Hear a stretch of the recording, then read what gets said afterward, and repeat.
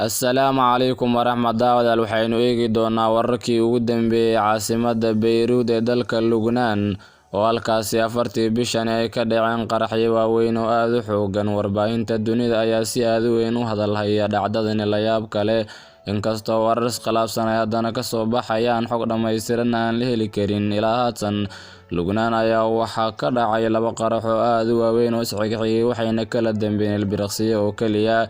Sidoo kale, warar ayaa sheegaya in labadan qarax ay ka dhaceen bakhaarro waaweyn oo ku yaala dekedda magaalada Beirut ee caasimadda dalka Lubnaan. Wasiirka amniga gudaha iyo nin u hadlay booliska dalka Lubnaan ayaa waxay labaduba sheegeen in qaraxyadani ay sababeen walxo qarxa oo maadooyinka aadka qaraxa ugu nugul loo adeegsado, oo horey dowladdu ula soo wareegtay oo ku jiray bakhaarro waaweyn oo ku yaala dekedda magaalada caasimadda ee Beirut.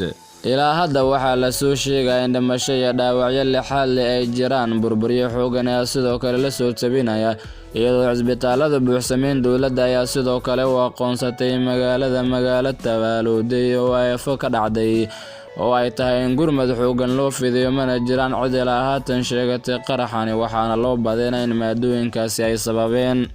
Waxaa sidoo kale ilaa hadda la soo sheegay ama la soo warinaya in dadka dhintay ay ku jiraan in xisbiga la yiraahdo Al-Kataib ee dalkaasi Lubnaan xogeeye guud ka ahaa. Waxaa sidoo kale la sheegay in safiirka Kazakhstan ee safaaraddiisa halkaasi ku taalay uu isagana dhaawac xooggan soo gaaray. Qaraxan ayaa dhacay iyadoo la filayo inuu soo baxo xukun maxkamadda ay go'aan ka gaarto arrinta ku saabsan ee dalka Lubnaan. Ra'iisul wasaarihiisa oo la dilay 2005tii, isna qarax aad u xooggan oo magaalada bartankeeda kolonyadiisa lagu beegsaday. Dalal badan oo dunida ayaa Lubnaan uga tacsiyay, kuna yabooha inay tabarucaad iyo caawinaad siin doonaan wixii ay karaan. Turkiga, Qatar, Urdun, Mareykanka iyo Midowga Yurub ayaana ka mid ah. Sidoo kale, waxaa la sheegay in qaraxani aad u weynaa, isla markaana uu yahay qaraxii ugu weynaa ee dhaca qarnigan 21-aad. Ma jiro qof nool oo sheegi kara waxa dhacay, wuxuu yahay ama qof isagoo kale u soo joogay.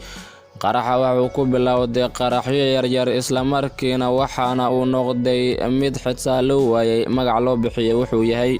Mucjiso la diiwaangeliyay. Qaraxani waxaa ku baaba'ay dekeddii weyneed ee Beirut, waxaana la weysan yahay dhismayaashii inta badan dhisnaa.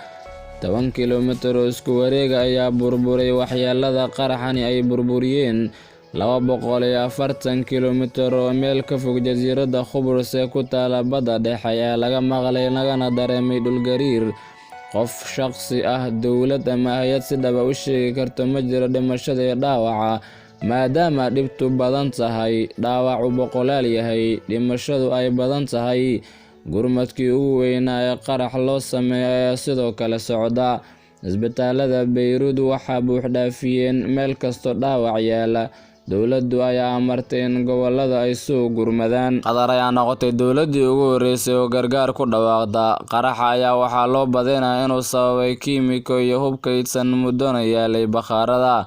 Haddaba daawade, maxaa loo baahan yahay?